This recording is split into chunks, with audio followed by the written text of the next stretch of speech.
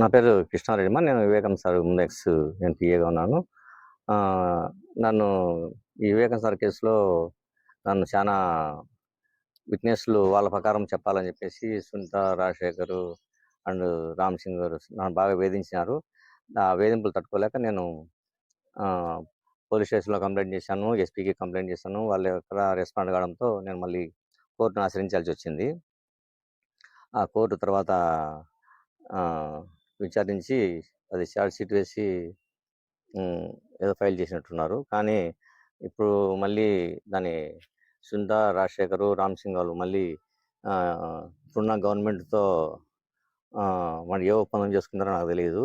మళ్ళీ రీఇన్వెస్టిగేషన్ చేయించుకుంటున్నారు వాళ్ళు.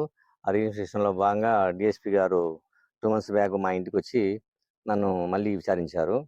విచారిస్తే విచారించిన నేను స్టేట్మెంట్ కాపీ ఉంది కదా, ఆ కాపీని ఇమ్మంటే ఇప్పుడు 2 months నుంచి దాదాపు 10 సార్లు తిరిగాను నేను డిఎస్పీ ఆఫీస్కి. ఎన్నిసార్లు అయినా కూడా ఏదో ఒకటి సాకు చెప్తూనే ఉన్నారు. తర్వాత మళ్ళీ నేను పెట్టిన ప్రైవేట్ కంప్లైంట్ ఫాల్స్ కేసు అని చెప్పి నిన్న కోర్టులో సబ్మిట్ చేశారు.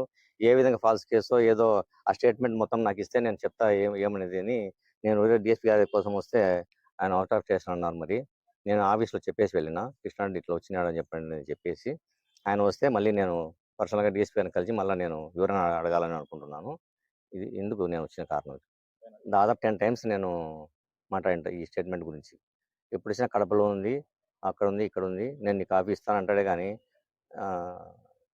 దాన్ని కాల పొద్దు పుడుస్తున్నాడు ఇవ్వకోకుండా.